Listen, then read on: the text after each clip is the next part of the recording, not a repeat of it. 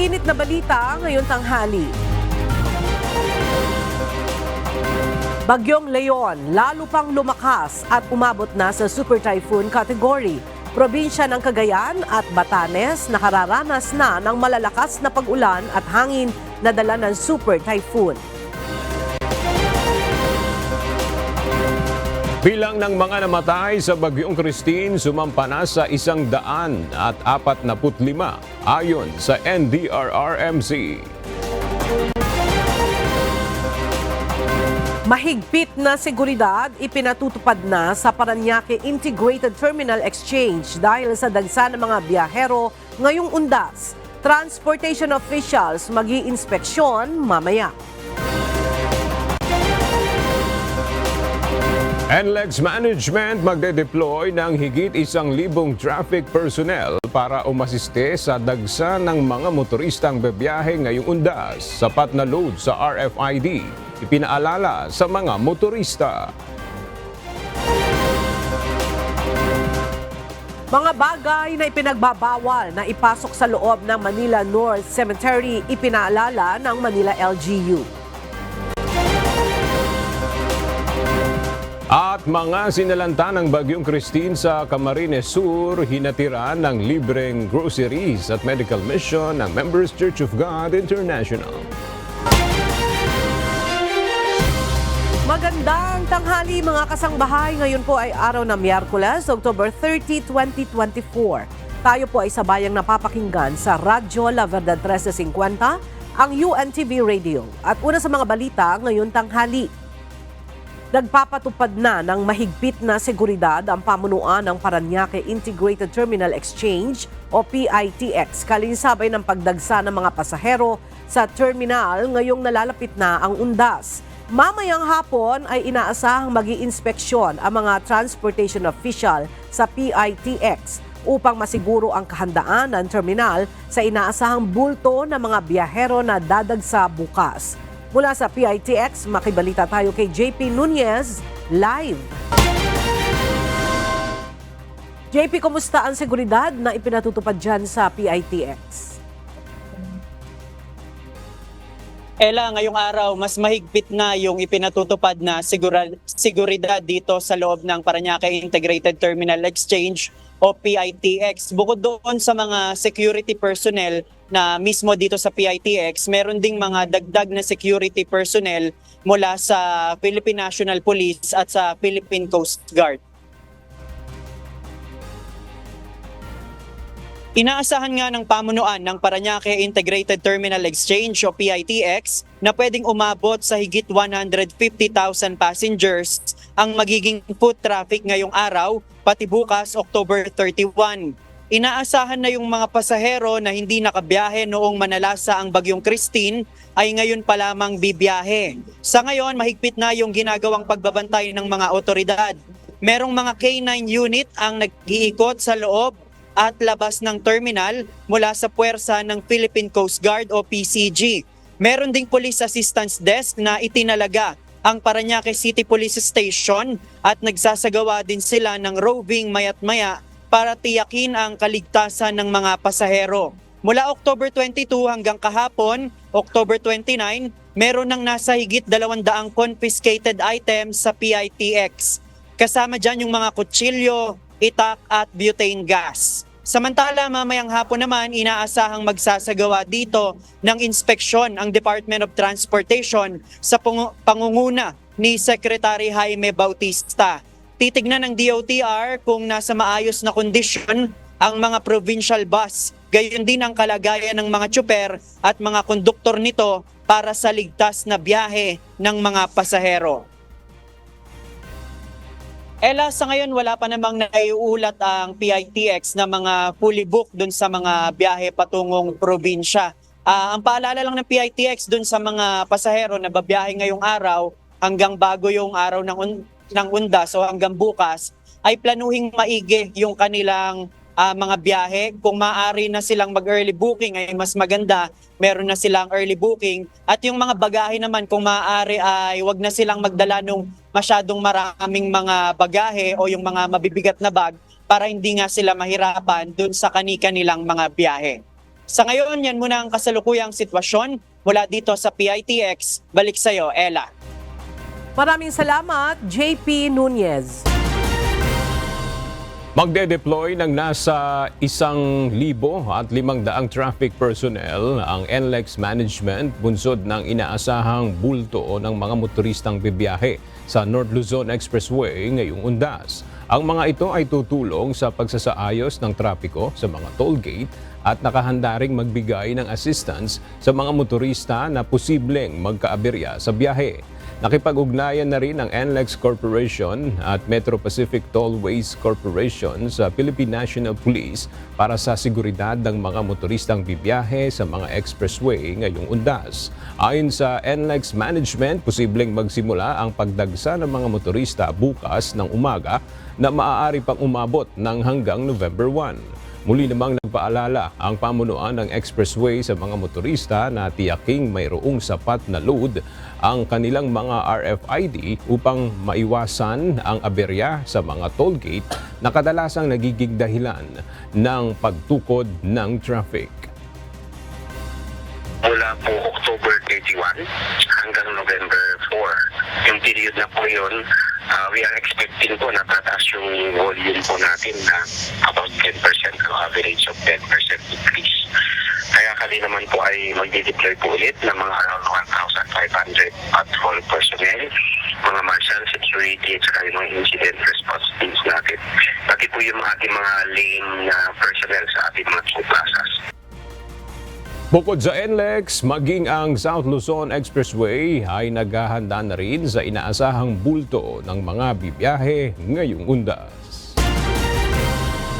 Mula October 29 hanggang November 4, papayagan dumaan sa EDSA ang mga provincial bus para sa Undas. Ayon sa Metropolitan Manila Development Authority o MMDA, layunin ng hakbang na ito na matulungang mapabilis ang biyahe ng mga pasaherong inaasahan dadagsa para sa Undas. Ang mga bus mula sa Northern Luzon ay maaaring magbaba ng pasahero sa Cubao, habang sa PITX naman ang mga manggagaling sa Southern Luzon. Nagpaalala ngayon ang Metropolitan Manila Development Authority o MMDA sa mga motoristang bibiyahe sa darating na Undas na i-check ang kanilang blow baggage upang masiguro ang ligtas na paglalakbay. Nakapaloob dito ang maayos na kondisyon ng battery, lights, oil, tubig, brake, air, gas, engine o makina, maging ang gulong ng sasakyan. Bukod dito, importante rin nila na nakakondisyon ang katawan ng driver lalo na kung malayo ang biyahe. Sakaling mga ilangan ng emergency assistance, maaaring tumawag sa MMDA Hotline 136. Samantala, suspindido naman ang pagpapatupad ng Expanded Number Coding Scheme bukas, October 31. Gayon din sa November 1 upang bigyang daan ang pagbiyahe ng ating mga kababayan ngayong Undas.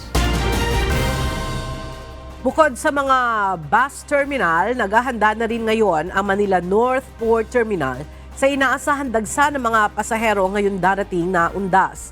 Gayunman, kanselado ngayon ang ilang biyahe ng barko dahil sa banta ng Super Typhoon Leon. Mula sa Manila North Port Terminal, may report si Ryan Lacanlale live. Ryan, ano-anong mga biyahe ng barko ang kanselado dahil sa Super Typhoon? Ella, mayroong naitala nga ang PPA na kansilado na biyahe ng mga barko sa Bicol Region, sa Mindoro at Western Leyte, Biliran. Pero ayon sa Philippine Ports Authority, sa ngayon ay wala naman silang naitatala pa na mga stranded sa mga nasabing mga kansilado. At kinansila nga ang biyahe dahil sa patuloy na banang panahon dulot ng Bagyong Leon. Ayon sa PPA, minomonitor nila ang sitwasyon sa mga lugar kung meron ng paglilift ng suspension nitong biyahe ng mga barko dahil may mga ilang lugar na pagka bumubuti na ang panahon ay agad nilang nililift ng Philippine Coast Guard yung biyahe ng mga barko. Sa ngayong araw naman ay inaasahan na dadagsa sa iba't ibang mga pantalan dito sa bansa ang ating mga kababayan na uuwi para sa Undas at inaasahang papalo yan sa mahigit 200,000 pasahero ngayong araw. Dito naman sa Manila North Port ay nasa 500 lamang ang inaasahang pasahero ngayong araw dahil mayroon lamang isang biyahe ng barko paalis dito. At sa Biyernes, inaasahan na mas marami naman ang mga pasaherong aalis dito sa Maynila kung saan mayroong 3 biyahe ng barko. Yung isa dito, Ella, ay catch up na barko doon sa pananalasa noong bagyong Christine na nitong nakaraang linggo. Sa ngayon ay normal pa naman ang sitwasyon dito. Yan muna ang latest mula dito sa Manila North Port. Balik sa'yo, Ella. Maraming salamat, Ryan Lacanlale.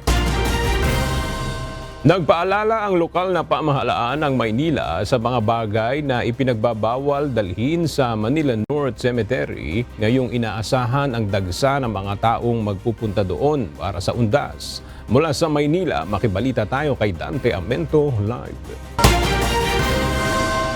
Dante, ano-ano yung mga paalala ng Manila LGU sa mga kababayan natin na pupunta ng Manila North Cemetery?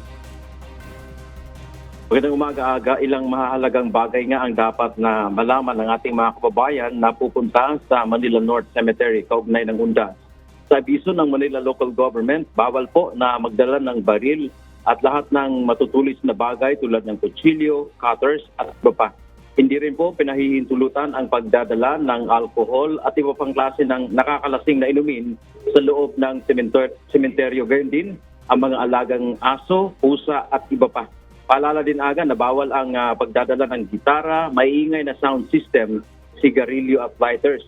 Samantala sa mga kababayan natin na gusto pong magtinda ay bawal po sa loob ng sementeryo. Maaaring magdala ng bata pero kailangan ng tag mula sa Manila Department of Social Welfare para sa pagkakakilanlan kung sakaling ito ay mawalay sa kanilang mga magulang. Simula ngayong araw hanggang November 3 ay bukas na ang Manila North Cemetery ng alas 5 ng madaling araw hanggang alas 7 ng gabi. Hindi rin po pwede ang mga sasakyan sa loob ng sementeryo sa panahong ito. Suspendido rin muna ang paglilibing at gayon din ang cremation at hindi rin pwede ang paglilinis sa loob ng sementeryo dahil hanggang October 26 lamang na pinahihintulutan ito ng lokal na pamahalaan ng Maynila. Yan ang ating update mula dito sa Maynila. Balik sa iyo, Aga. Maraming salamat, Dante Amento. Nasabat ng Department of Agriculture at Bureau of Customs sa mga container van na naglalaman ng mga puslit na isda gaya ng mackerel na sinasabing nagmula pa sa China. Mula sa Maynila, ang detalye hatid ni Jed Narasina live.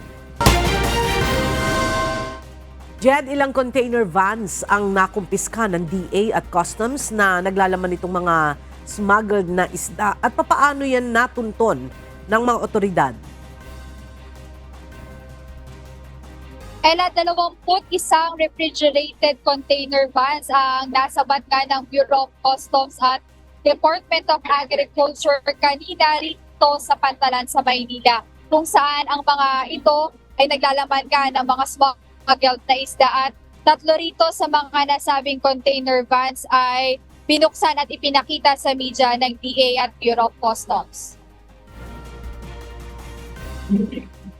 Napag-alaman na walang sanitary at phytosanitary import clearance o import permit ang nasabing shipping container vans. Tinatayang naglalaman ng 588,000 kilos ng ipinuslit na isda ang nakumpiska sa nasabing pantalan.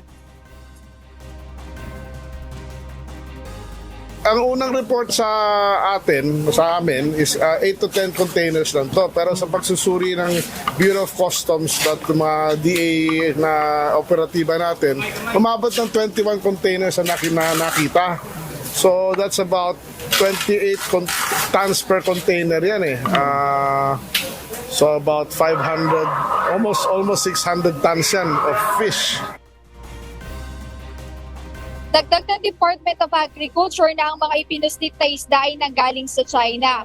Ngayon susuriin naman ng Bureau of Fisheries and Aquatic Resources o BFAR ang mga nakumpiskang isda kung ito ay maaaring makain ng tao. Ela, paliwanag ng DA na itong mga na kumpiskang container vans ay nakita nila sa isang barko kung saan may mga kasama ito mga legal na kargamento. So sabi nila na isiningit o isinama nga ito sa mga legal na kargamento na umaasa na may pupuslit nila ito sa bansa.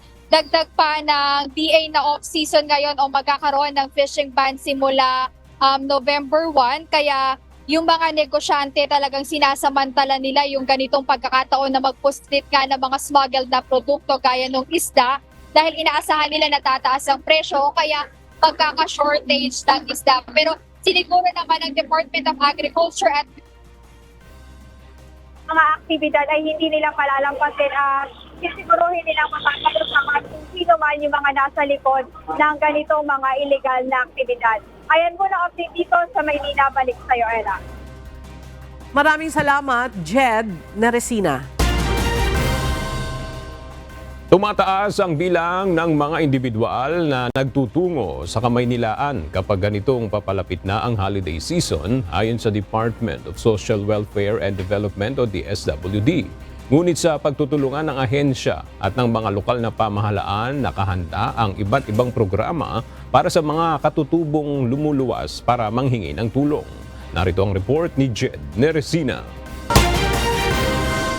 Sa papalapit na holiday season, kadalasang lumuluwas ang ilang katutubo para manlimos sa kalsada. Gaya na lang ng mag-asawang sina Risa at Jemor na galing pang Kabanatuan. Ayon sa kanila, mula Nobyembre hanggang katapusan ng taon, ang kadalasan nilang punta sa Maynila para manlimos. Anila mas maraming nagbibigay tulong kapag ganitong mga buwan, kaya simula pa noong pandemya hanggang ngayon, ay taon-taon nila itong ginagawa. Pag hindi naman Pasko, wala naman minsan tao. Minsan wala rin nagbibigay, minsan meron. Kasi minsan sinasabi ng mga kalahi nyo, hindi naman Pasko na mamalimos kayo. Ganun po ang sinasabi nila. Dito sa kahabaan ng Recto Avenue, nakita namin sina Narisa at Jemar. Bukod sa kanila, may ilang katutubo rin ang pumapanik sa mga jeep at nag-aabot ng sobre. Pero hindi lang dito sa lansangan sila umiikot, kundi maging sa mga bahay-bahay para humingi ng tulong. Nandito po sumasakay sa mga jeep. Pero pag araw ng Pasko naman, wala kami sa mga ganito. Sa mga baybay kami nangangaroling. Pagkatapos anila ng holiday season, ay muli na silang babalik sa kanilang probinsya. Kaugnay nito, base sa monitoring ng Department of Social Welfare and Development o DSWD, talagang mataas ang bilang ng mga individual na nagtutungo sa Kamaynilaan kapag ganitong panahon. Ayon kay DSWD Assistant Secretary Irene Dumlao, nakahanda naman ang mga programa ng ahensya para sa kanila. Kapag nakakausap ng mga social workers po natin at nakita na sila ay hindi makauwi sa kanilang probinsya, what we do is we provide transportation assistance through the assistance to individuals in crisis situation. At the same time, we also provide like livelihood assistance kung hinakailangan po nila ng pagkakakitaan na siyang pangunahing dahilan kung bakit sila pumunta dito sa Kamaynilaan.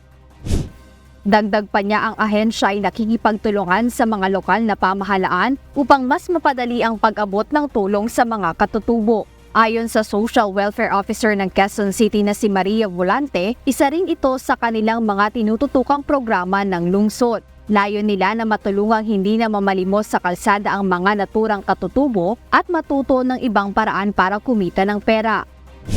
Ang goal kasi natin is makumbinsi sila na hindi na babalik ulit sa kalsada para kumbaga kasi nasanay sila dun sa parang ganun na way ng pamumuhay na mas madali yung pera pag namamalimos. So, yun yung dapat gusto naming although mahirap siya kasi talagang 'di ba, parang paulit-ulit nagkakaroon ng cycle siya na every year, every birth season bumabalik. Siniguro ng DSWD at ng mga lokal na pamahalaan na sinisikap nilang matulungan ang mga kababayan natin, lalo na ang mga nasa lansangan, para makapagsimulang muli sa buhay. Jed Neresina, UNTV News and Rescue. Diyos ang aming sandigan, serbisyo publiko ang aming pinahahalagahan. Naniniwala si Representative Dan Fernandez, isa sa co-chairpersons ng House Quadruple Committee o Quadcom, na isang demolition job laban sa 4 House panels ang testimonya ni Police Colonel Hector Grijaldo sa Senate Blue Ribbon Subcommittee. Samantala, kasunod naman ang pag-ako ni dating Pangulong Rodrigo Duterte sa responsibilidad Kaugnay ng madugong anti-drug war, maaaring managot ito sa ilalim ng batas laban sa crimes against humanity ayon sa ilang kongresista. Ang detalye sa ulat ni Rosalie Coz. Naniniwala sina Congressman Dan Fernandez at Benny Abante, co-chairpersons ng House Quadruple Committee o Quadcom, na isang demolition job laban sa 4 House panels ang testimonya ni Police Colonel Hector Grijaldo sa Senate Blue Ribbon Subcommittee. Sa pagdinig sa Senado, inihayag ni Colonel Grijaldo na kinausap umano siya ni na Congressman Fernandez at Abante. Inutusan umano siya ng mga itong kumpirmahin ang reward system sa anti-drug war na ibinunyag ni Royina Garma, dating classmate nito sa Philippine National Police Academy. Ang aligasyong ito, mariin namang pinabulaanan ng 2 kongresista. Ayon kay Congressman Fernandez, kinausap nga nila si Grijaldo sa sidelines ng Quadcom hearing noong October 22 pero para sa vetting process. Unang-una, demolition yun. Pangalawa, it's an attack against me and against you. And most likely, they really wanted to discredit the whole of the Quadcom. And it's quite unfair, no, to all of the members of the Quadcom, especially the chairman. Dagdag pa ni Representative Fernandez, posible ring may kinalaman Senador De La Rosa sa pagharap ni Grijaldo sa Senado. Medyo naging something personal to kay General Bato, Senator Bato, during that time that I mentioned about yung kay Colonel Anunda tungkol dun po sa PNPA. Klaro naman kasi, no? Tapos si Grijaldo pa na binabanggit nila na tao daw ni General Bato. Well, in accordance with sa kanila usapan nila yung common friend namin ni Colonel Garma. So, basically, yun ang nakikita ko na play nila to get even with us. Inaasahan namang iimbitahang muli ng Quadcom sa pagdinig si Grijaldo kaugnay ng pagpaslang sa PCSO Board Secretary na si Wesley Barayuga sa Mandaluyong City noong July 2020. Siya ang chief of police sa Mandaluyong. Napatay si General Barayuga. Nasaan ang report? Wala. Walang report, walang police report. Siya ang chief of police ng Mandaluyong. Walang police report. Anong ibig sabihin ito? Ang sabi ni Colonel Garma, marami siyang alam. Anong ginawa niya? Sa November 6, ang susunod na pagdinig ng House Quadcom na inaasahang tututok sa issue sa illegal drug trade. Samantala, dapat managot sa batas si dating Pangulong Rodrigo Duterte dahil sa madugong anti-drug war nito. Ito ang pahayag ni na Representatives Abante at Fernandez matapos ang pag-ako sa legal na responsibilidad ng dating Pangulo sa kampanya kontra illegal na droga. Libu-libong tao ang napaulat na nasawi sa anti-drug campaign, kabilang na umano ang ilang inosenteng sibilyan. Sa pagdinig ng Senate Blue Ribbon Subcommittee sa anti-drug war, inamin din ng dating Pangulo ang pagkakaroon ng death squad sa Davao City noong alkalde pa siya. Ayon sa 2 mambabatas sa ilalim ng Republic Act 9851, ang batas na nagpapaliwanag at nagpaparusa sa crimes against humanity, maaaring kasuhan sa korte sa Pilipinas at panagutin ang dating presidente. The law must be applied to all or none at all. So if we can do that to a small level of our Filipino citizen, why not on the highest? Meron din mga nagawang hindi tama, but yung mga hindi tama, isusulit po natin yan. He admitted under oath sa Senate hearing. No? Sabi nga niya, I'd like to quote, sabi niya, that he alone takes full legal responsibility. Ayun lang, yung Republic Act 9851, pwede nang gamitin yun laban sa kanya. Bukod kay dating Pangulong Duterte, posible rin anyang kasuhan ng mga dating hepe ng pambansang pulisya dahil sa madugong anti-drug war gaya ni Senador Ronald Bato de la Rosa. Ngunit kung ang abogado naman ng mga kaanak ng mga biktima ng extrajudicial killings o EJKs ang tatanungin, mas mainam kung sa International Criminal Court o ICC humarap at papanagutin si Duterte. Samantalang sa domestic courts naman ang mga umabuso umanong tauhan ng pulisya. Unang-unang pagkakataon na haharapin natin ng isang crimes against humanity na charge. Kakayanin ba natin?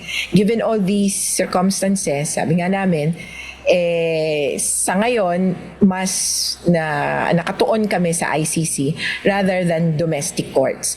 Sa domestic courts, actually, ang sabi namin, maaari namang makipagtulungan at magkaroon ng complementarity in a sense. Dapat pati ang mga kumalabit ng gatilyo ay makasuhan. Yan ang pwede ding gawin ng domestic courts at trabahuhin yung pag-indict, pagkaso doon sa mga foot soldiers, kumbaga, doon sa mga on the ground na nag-operate. Rosa Licoz, UNTV News and Rescue. Diyos ang aming sandigan, serbisyo publiko ang aming pinahahalagahan. Kampante si Attorney Harry Roque na hindi magagamit laban kay dating Pangulong Rodrigo Duterte ang kanyang mga pahayag sa pagdinig ng Senado tungkol sa war on drugs kahit inamin nitong nagkaroon siya ng death squad. Ayon kay Roque, mahirap patunayan ang isang kriminal na kaso dahil kailangang ipakita na mayroong direktang utos ang dating Pangulo na pumatay. Dagdag pa niya, naipakita ni Duterte ang kanyang paninindigan at responsibilidad sa mga usaping may kaugnayan sa war on drugs. Sabi nga ni Presidente, edi kasuhan niyo ako kung gusto niyo akong kasuhan, naharapin ko kayo. No? Alam po niya kung gaano kahirap na mag-convict sa mga kasong ganito. Kinakailangan mapakita na may order talaga siya para pumatay. At paulit-ulit niyang sinabi na ni minsan, wala siyang sinabi sa kahit kaninong pulis na patayin mo ang ex. Muling umapela sa PBBM administration ang kaanak ng mga biktima ng anti-drug war killings na makiisa sa investigasyon ng International Criminal Court o ICC sa kampanya kontra iligal na droga ng nakalipas na administrasyon. Mula sa Quezon City may report si Rosalie Coz live. Rosalie, ano ang pakiusap kay PBBM nitong kaanak ng mga biktima ng EJ case? Ella, ilang taon nang humihingi ng hustisya ang mga kaanak ng mga biktima sa umano'y extrajudicial killings o EJ case sa anti-drug war ng Duterte administration. Subalit hanggang ngayon, wala pa ring napapapanagot sa krimen. Kaya naman muling nanawagan ng mga biktima ng EJ case sa administrasyon ni Pangulong Bongbong Marcos Jr. na makiisa sa ginagawang investigasyon ng International Criminal Court o ICC sa anti-drug campaign ng nakalipas na administrasyon. Batay sa Rise Up for Life and Rights, ang grupo ng mga kaanak ng mga biktima ng EJ case, ang pag-asa nila ay ang ICC. Ito ay dahil hindi naman nakakasuhan si dating Pangulong Duterte sa kabila ng pag-ako ng legal na responsibilidad sa anti-drug campaign. Samantala, naniniwala naman si former Bayan Muna Party List Representative Nery Colmenares malapit nang matapos ang ginagawang investigasyon ng ICC sa Duterte's drug war. Dagdag pa nito, pag nagkataon ang dating presidente ang kauna-unahang Asian na sasailalim sa ICC trial. Posible rin anyang bago matapos ang taong 2024, ilalabas ng ICC ang arrest warrant laban sa dating presidente. Balik sa iyo, Ella. Maraming salamat, Rosalie Coz. Naaresto ng mga tauhan ng PNP Anti-Cybercrime Group ang 69 na mga dayuhan sa isinagawang raid sa isang scam hub sa Adriatico, Manila kagabi. Ayon kay ACG spokesperson, Police Lieutenant Walen May Aranacilio, sangkot ang mga dayuhan sa tinatawag na lab scam at cryptocurrency scam. Mula sa Kamkrame, alamin natin ang iba pang mga detalye kay Lea Ilagan live. Lea, paano nang bibiktima itong grupo na ito at paano sila natuntun ng mga otoridad? Sound check. Sa isang dating app, kumukuha ng biktima ang mga naarestong individual. Bobolahin, liligawan at paiibigin ng mga naarestong individual ang kanilang mga biktima. At kapag nahulog na ang loob at maging karelasyon, saka kukumbinsihin ng mga suspect ang biktima na mag-invest sa cryptocurrency para daw sa kanilang future. Sinabi ni ACG spokesperson Lieutenant Walen May Arancillo, dito nahihinga ng pera ang biktima para sa umano'y dagdag investment. Kapag wala na ani ang maibigay ang biktima, ibablock na ito ng mga ito ang kanyang karelasyon. Sinabi ni Lieutenant Arancillo sa kasalukuyan ay nagpapatuloy pa ang sinasagawang inventory sa mga natagpuan namang mga computers, cellular phones at mga digital devices na ginagamit ng mga ito sa kanilang pambibiktima. Ang 69 na nahuling dayuhan aga ay kinabibilangan ng 34 na Indonesian national, 10 Malaysian national at 25 Chinese national. Nasa 47 Pilipino din ang natagpuan sa lugar. Aga, maharap naman sa karampatang kaso ang mga nahuling individual. Nag-ugat ang operasyon dahil sa sumbong na natanggap ng PNP-ACG. Aga, paalala ng PNP-ACG sa publiko, huwag basta magtitiwala sa mga nakakausap online at lalong huwag magbigay ng pera sa mga hindi naman nakikita ng personal. Aga?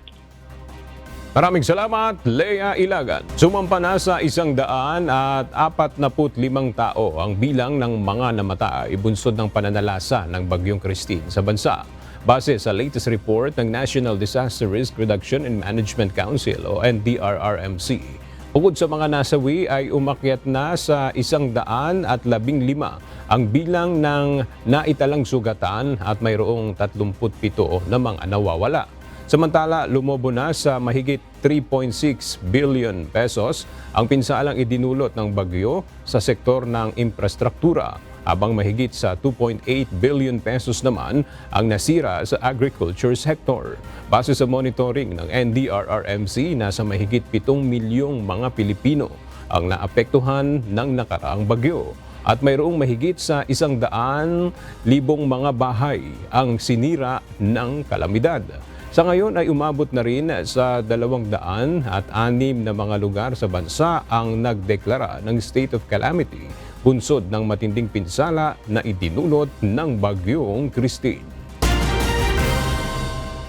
Malaking pinsala ang iniwan ng Bagyong Christine sa maraming lugar sa Luzon at Bicol Region.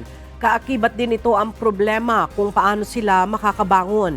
Kaya bilang tulong, nais ni Pangulong Ferdinand Marcos Jr. na bigyan ng sapat na panahon ang mga nasalanta para makapagbayad ng kuryente nang walang inaalala. Narito ang report ni Nel Maribuho. Inatasan ni Pangulong Ferdinand Marcos Jr. ang Energy Regulatory Commission o ERC na pag-aralan ng pansamantalang suspensyon sa paniningil at pamumutol ng kuryente sa mga lugar na nasa ilalim ng state of calamity dulot ng severe tropical storm Christine. Ayon sa Presidential Communications Office, nais ng Pangulo na ipatupad ito mula Oktubre hanggang Disyembre ngayong taon. Kabilang rin sa nais ni PBBM ang pagbibigay ng flexible payment options o gawing hulugan ng bayad para mapagaan ang gastusin ng mga apektadong komunidad at mas suportahan ang kanilang pagbangon mula sa matinding kalamidad. Malaking bahagi ng Luzon ang naapektuhan ng pananalasa ng Bagyong Christine, lalo na ang Bicol Region, kung saan hanggang ngayon maraming munisipalidad sa Camarines Sur ang lubog pa rin sa baha. Ayon sa National Electrification Administration o NEA, aabot sa 2 million household connections mula sa 12 rehiyon ang naputulan ng supply ng kuryente dahil sa Bagyong Christine. So we're talking here of household connections, 2.1 million household connections.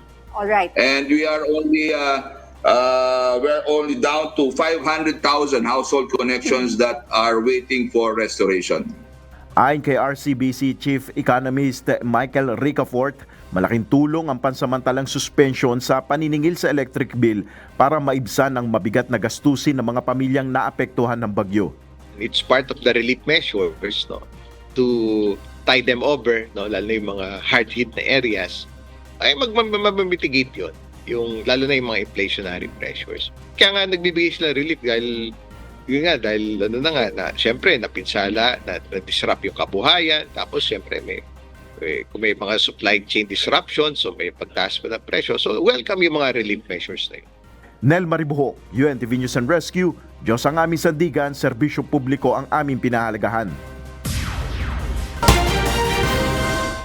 Naglaan na ng 105 milyong pisong pondo ang Department of Education o DepEd Region 5 para sa gagawing rehabilitasyon ng mga napinsalang eskwelahan sa pananalasa ng Bagyong Christine sa Bicol. Maraming mga paaralan sa Bicol ang nalubog rin sa baha at karamihan sa mga gamit pang eskwela ay nasira at hindi na mapapakinabangan pa ng mga estudyante. Para sa detalye, makibalita tayo kay Jerry Galicia Live. Jerry, ilan bang mga eskwelahan dyan sa Bicol yung napinsala ng Bagyong Christine at meron pa bang mga ginagamit hanggang sa ngayon na evacuation centers?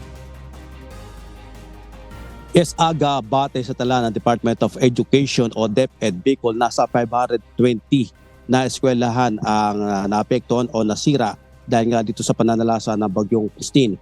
Ito yung mga eskwelahan o paaralan na nalubog sa pagbaha at landslide sa 3 lalawigan sa Bicol, sa Camarines Sur, Camarines Norte at Albay. Naglana na nasa 105 milyong pisong pondo ang Department of Education o DepEd Bicol sa mga napinsalang eskwelahan sa ilalim ng Disaster Preparedness and Response Program ng Kagawaran bilang standby funds para sa gagawing clean up ng mga eskwelahan. 816 classroom ang naitalang totally damaged, 1,215 yung major damage at 3,102 naman ang may minor damage. Nag-request na ng temporary learning space ang nasa 807 na eskwelahan para matuloy kanilang naantalang pag-aaral ng mga estudyante. Nasa 401 pa na classroom ang pansamantala pang ginagamit bilang evacuation center. Nasa 4,176 pamilya o katumbas ng 14,255 na individual ang nananatili doon sa mga silid-aralana. Pinagpapasa na ng Rapid Damage Assessment Report o RADAR ang bawat pamunuan ng eskwelahan para sa sasagawang rehabilitasyon. Depende sa tinamong pinsala ng bawat eskwelahan, depende ang gagawing rehabilitasyon at kung totally damaged, ire-refer sa Department of Social Welfare Development o DSWD ang pagpopondo. Yan ang balita, balik sa'yo, Aga. Maraming salamat, Jerry Galicia. Balik operasyon na ang Bicol Central Station sa Naga City matapos ang ilang araw na walang biyahe matapos na malubog sa baha ang buong terminal. Sa ngayon ay mayroon na muling biyahe ng mga bus para sa mga luluwas ng Maynila. Mula sa Naga City, makibalita tayo kay Ryan Salatandol, live. Ryan, kumusta ang supply ng langis dyan sa Naga at mayroon na ba silang sapat na supply ng krudo para makabalik na itong biyahe ng mga bus dyan?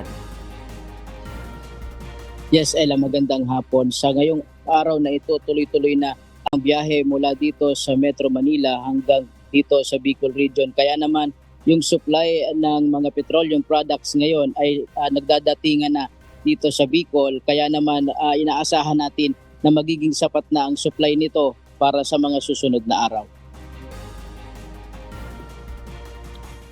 Ilang araw matapos manalasa ang Bagyong Christine sa Kabikulan, muli na ngang binuksan sa publiko ang Bicol Central Station sa Naga City na isa sa mga matinding nakaranas ng lampas taong pagbaha. Maraming unit ng mga bus ang nalubog sa tubig at nasira. Kaya bukod sa matinding traffic, isa din sa dahilan ng pagka-delay ng mga biyahe ay kailangan munang mag-restore ng mga booking office at pag-aayos ng kanilang mga bus unit. Pero ngayong araw ay balik operasyon na ito at makakapagsilbi na sa ating mga kababayan mula sa Bicol papunta ng NCR. Pinapayuhan ng mga pasahero na magkaroon ng coordination sa pamunuan ng terminal at sa mga booking office ng mga bus stations para makapag-book ng mga reservation. Bukod sa biyahe papunta ng Metro Manila, available na rin ang mga ruta ng bus sa Naga going to Caramoan, Naga to Rinconada at Naga to Partido. Nakaantabay na din ang mga bus ngayong araw para sa mga biyahe ng Naga to Daet, Naga to Legazpi City at Naga to Sorsogon City upang mapagsilbihan ang ating mga kababayang pauwi sa kanilang mga lugar. At yan muna ang latest live mula dito sa Camarines Sur. Balik sa iyo, Ella. Maraming salamat, Ryan Salatandol.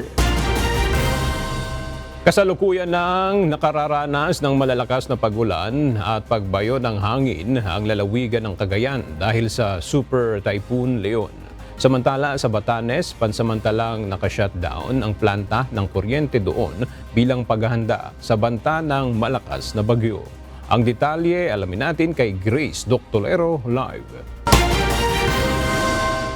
Grace, base sa inyong monitoring, kumusta yung sitwasyon ng mga kababayan natin sa Cagayan at Batanes na apektado ngayon ng Super Typhoon Leon?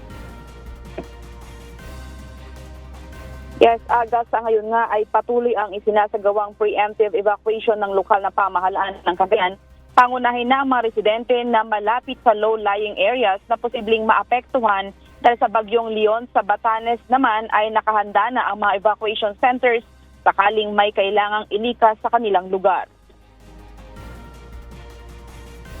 Nadagdagan pa ang bilang ng mga pamilyang apektado ngayon ng bagyong Leon at ipinag-utos na rin ang preemptive evacuation sa ilang bayan sa Cagayan. Ayon kay Rueli Rapsing, ang head ng Cagayan Provincial Disaster Risk Reduction and Management Council, umabot na sa 2,145 na pamilyang binubuo ng 6,255 ang apektado ng bagyo. Mula sa naturang bilang, 1,895 ang inilikas, subalit ilan sa mga ito ay nakabalik na rin ng kanilang tahanan kagabi, October 29, 2024. Samantala, suspindido pa rin ang pasok ng mga mag-aaral mula sa kindergarten hanggang grade 12 sa buong probinsya, habang ang Tuguegarao City naman ay nag-anunsyo ng walang pasok sa lahat ng antas ngayong araw. Nag-anunsyo na rin ang lokal na pamahalaan ng Batanes ng suspensyon ng klase sa lahat ng antas hanggang bukas, October 31. Matapos itong isailalim sa signal number 3 dahil sa bagyong Leon. Inalerto naman ang mga nakatira sa coastal areas sa Batanes maging sa Calayan, Cagayan na iwasan ang anumang marine activities dahil sa posibleng storm surge. Samantala, simula kaninang alas 12 ng tanghali ay ngayong araw ng Miyerkules, October 30, ay makararanas ng pangkahalatang pagkawala ng supply ng kuryente ang buong Batanes Island dahil sa ipatutupad na National Power Corporation ang total shutdown dahil sa patuloy na pagsungit ng panahon na dala ng bagyo. Ayon sa advisory ng Batanelco, ang pagpapatupad ng National Power Corporation ng nasabing shutdown ay hakbang upang maiwasan ang dulot na panganib ng bagyo sa mga electrical na pasilidad para hindi magiging malaki ang pinsala sa mga kagamitan at maging mabilis ang power restoration sakaling gumanda na ang panahon. Asahan naman na maibabalik ang supply ng kuryente sakaling ligtas na para sa lahat. Samantala, ang Basco Cathedral Pastoral Center ay nakahanda na rin para sa mga kailangang ilikas. Mayroong comfort room, may pagkain na pwedeng iluto at mga ready-to-eat foods din. Meron na rin kusina kung saan maaaring magluto ang mga evacuees. May nakahanda na rin na libreng moskitero. Sa ngayon ay nakakaranas pa rin ang lalawigan ng Batanes ng pag-ulan at malakas na bugso ng hangin. Yan muna ang balita. Balik sa iyo, Aga. Maraming salamat, Grace Doctolero. Ngayong nasa super typhoon category na ang bagyong Leon, nagpapatupad na ng preemptive evacuation ang lokal na pamahalaan sa Agoncillo, Batangas bilang pag-iingat sa mga residente doon. Isa ang Agoncillo sa mga bayan ng Batangas na matinding napuruhan ng nakaraang bagyong Christine. Mula sa Agoncillo, Batangas, makibalita tayo kay Benedict Samson live. Benedict, saang lugar ilalagak yung mga residenteng pinalikas at bukod sa preemptive evacuation, ano ang mga paghahandang ginagawa ngayon ng mga residente dyan ngayong malakas na naman itong bagyong Leon?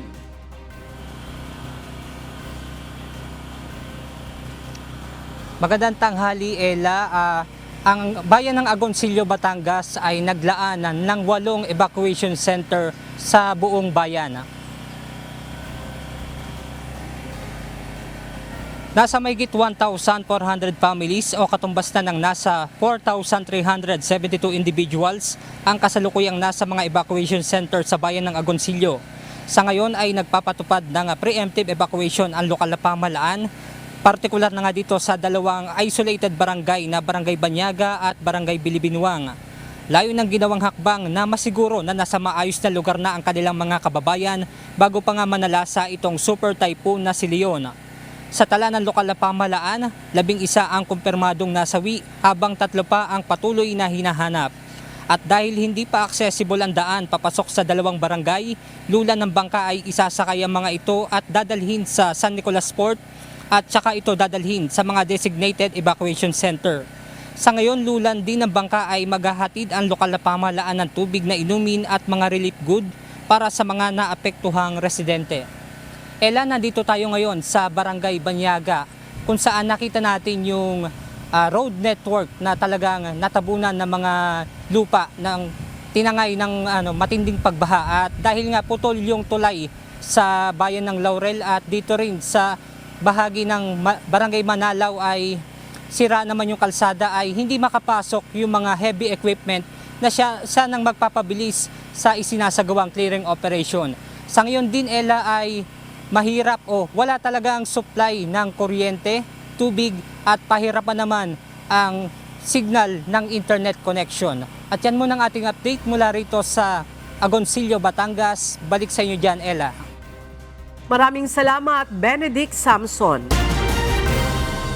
Lalo pa ang lumakas at isa ng super typhoon ang bagyong Leon na minomonitor ng Pag-asa. Sa ngayon ay patuloy na nagbabanta ang pananalasa ng malakas na bagyo sa mga lalawigan sa extreme northern Luzon. At para alamin natin ang latest sa Super Typhoon Leon, narito ang update mula sa Pag-asa Weather Forecasting Center. Magandang araw, narito na ang update sa minomonitor nating si Super Typhoon Leon. Ito nga yung ating latest satellite image. So ito nga ang si Leon, patuloy yung kanyang pag-threaten sa extreme northern Luzon, and as of 8 a.m. today, mas lumakas pa nga itong si Leon at nasa super typhoon category na nga. Kanina alas 10 ng umaga ito ay nasa layong 350 kilometers silangan ng Calayan, Cagayan. Ito ay nagtataglay ng lakas na hangin na 185 kilometers per hour malapit sa sentro at bugso na abot sa 230 kilometers per hour. Kumikilos sa direksyong west-northwest sa bilis na 10 kilometers per hour. Makita nga din natin sa ating satellite image na mostly yung direktang naapektuhan nitong si Leon ay yung mga area sa may northern Luzon at nasa may silangang bahagi ng Luzon area. Pero itong trough or kanya extension ay posible rin magdala ng mga paulan sa may areas ng almost sa buong Luzon and sa ilang bahagi din or sa may Visayas area, kaya patuloy tayo mag-antabay sa mga update na ilalabas ng Pag-asa. Ito naman yung latest track ni Leon. So ito yung area of probability natin. So yung sentro nitong si Leon, pwedeng mapunta anywhere along this area of probability. And then itong yellow-orange area na ito, mga malalakas na hangin at least 39 kilometers per hour, at itong red area na ito, malalakas rin na hangin or mas malalakas na hangin at least 89 kilometers per hour. So may kita natin itong direksyon ni Leon sa mga susunod na araw or sa mga susunod na oras ay posibleng papuntang northwest hanggang sa ito ay maglandfall sa may Taiwan area, at pagkalagpas nga nito ng landmass ng Taiwan, posible na itong kumilos sa direksyong north-northwest to northeast direction. Inaasahan nga natin itong si Leon pinakamalapit sa may Batanes from late evening today to tomorrow morning. So nasa area nga rin ang probability of Batanes. So ang landfall scenario sa may Batanes, hindi natin rinurule out. Pero regardless maglandfall man ito o hindi, yung mga malalakas na hangin, pati na rin yung mga malalakas na pag-ulan, patuloy na mararanasan natin. Kaya palagi pa rin tayo maging handa, makinig sa ating mga DRR officers, pati na rin mag-antabay sa mga ilalabas na advisory ng Pag-asa. Inaasahan nga natin itong super typhoon nito ay peak intensity papalapit sa may Batanes area. So, kagaya nga na ating nabanggit, patuloy tayong mag-antabay sa ilalabas update ng Pag-asa, laging makikinig sa ating mga DRR officers kung kailangan ng lumikas dahil nga po, nakikita nga natin na napakalapit sa may Batanes area, extreme northern Luzon area din. Pero regardless, may mga paulan pa rin tayong mga mararamdaman sa other parts of our country po. And then, pagka-landfall naman ito sa may Taiwan area, posible nga itong humina. Posibleng lumabas na rin ang ating Philippine Area of Responsibility, itong si Leon, tomorrow evening or Friday early morning. Dahil pa rin kay Leon, meron tayong nakataas. Sa kasalukuyan, ang pinakamataas ay signal number 3 dito sa may Batanes, eastern portion ng Babuyan Islands at ang northeastern portion ng mainland Cagayan.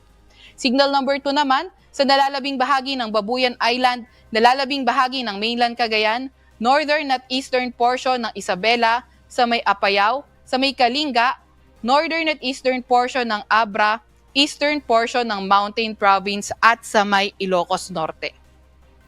Signal number 1 naman sa nalalabing bahagi ng Isabela, sa may Nueva Vizcaya, nalalabing bahagi ng Mountain Province, sa may Ifugao, sa may Benguet, nalalabing bahagi ng Abra, sa may Ilocos Sur, sa may La Union, Pangasinan, Nueva Ecija, pati na rin sa may Aurora, northeastern portion ng Tarlac, northern portion ng Bulacan, northern portion ng Quezon, kabilang na ang Polillo Island sa may Camarines Norte, northern portion ng Camarines Sur, at ang eastern portion ng Catanduanes. Para sa mas detalyadong impormasyon, pwede niyong bisitahin ang aming website, pagasa.dost.gov.ph under Tropical Cyclone at under Tropical Cyclone Bulletin. Inaasahan natin na ang signal number 4 ay maaaring itaas sa may Batanes this afternoon dahil nga sa mga malalakas na hangin dulot ni Leon. So kapag mas kumaliwa pa nga itong track ni Leon, hindi natin tinatanggal yung pag-issue natin ng signal number 5 kagaya nga ng mga nabanggit na natin sa ating mga previous presentations. Ito naman yung mga bugso ng malalakas na hangin for today. Inaasahan natin sa Bibataan, Metro Manila, Calabarzon, Mimaropa, Bicol Region, malaking bahagi ng Visayas, pati na rin sa may Dinagat Islands. Bukas naman sa may Aurora, Batangas, Quezon, Mimaropa at sa may Bicol Region. On Friday, sa may Batanes, Cagayan, Isabela at Aurora. So kahit yung mga areas na ito ay walang signal, aasahan nga natin bugso ng mga malalakas na hangin.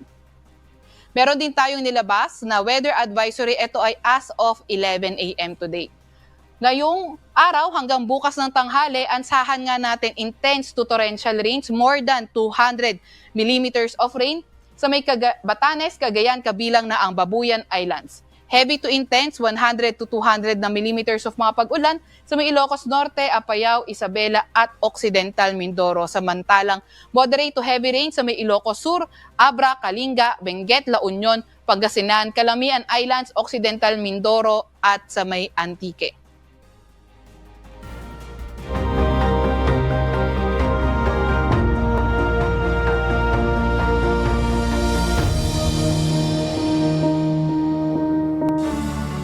Kasalukuyang nagsasagawa ngayon ng medical mission ang Members Church of God International o MCGI sa San Vicente, Canaman, Camarines Sur. Target ng grupo na mabigyan ng libreng serbisyo medikal ang mga pamilyang nasalanta ng Bagyong Christine. Maliban sa free check-up para sa mga matatanda at bata, mayroong ring 500 grocery packs na ipinamamahagi sa mga nasalanta ng bagyo. Mula sa San Vicente, Canaman sa Camarines Sur, makibalita tayo kay Alan Manansala live. Alan, kumusta ang ginagawang medical mission dyan ng MCGI at ilan na ang napagsilbihan nating mga kababayan?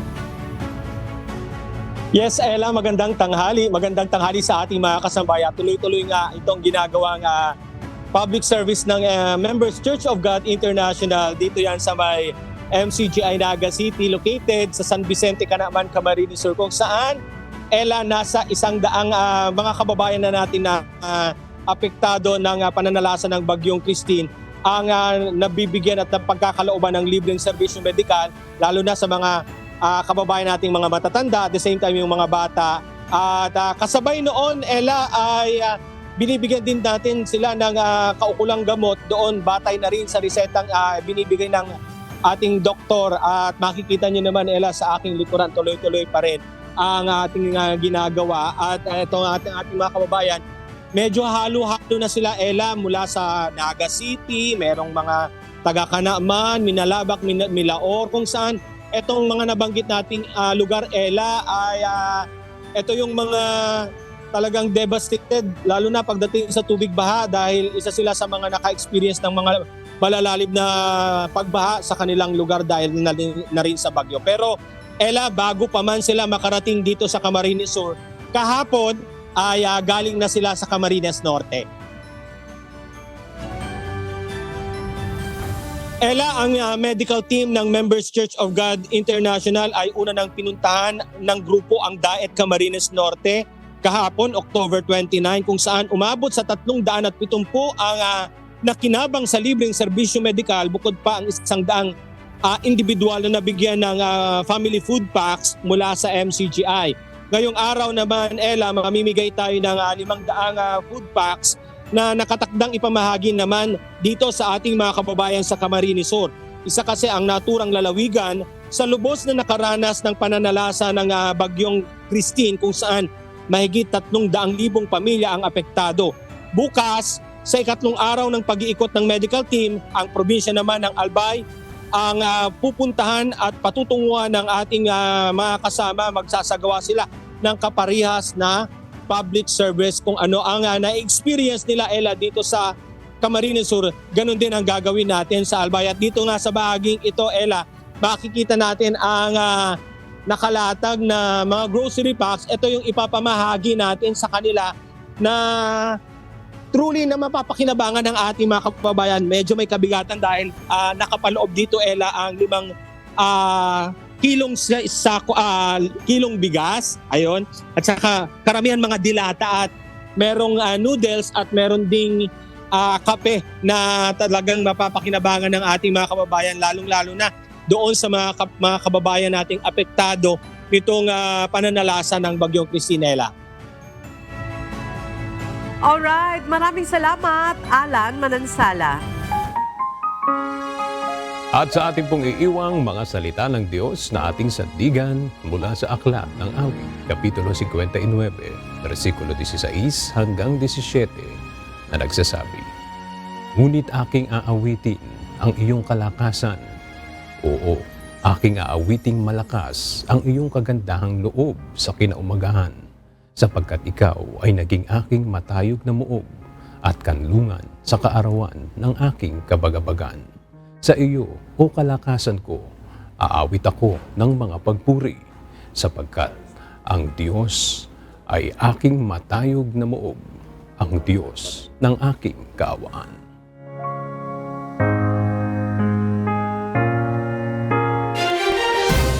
At yan ang mga balita ng aming tinutukan at inaksyonan dahil sa aming pagbabalita, una ang pagkalinga sa kapwa. UNTV-C News, may balita saan mang panig ng daigdig. At dito sa UNTV, Diyos ang aming sandigan, serbisyo publiko ang aming pinahahalagahan. Magandang tanghali.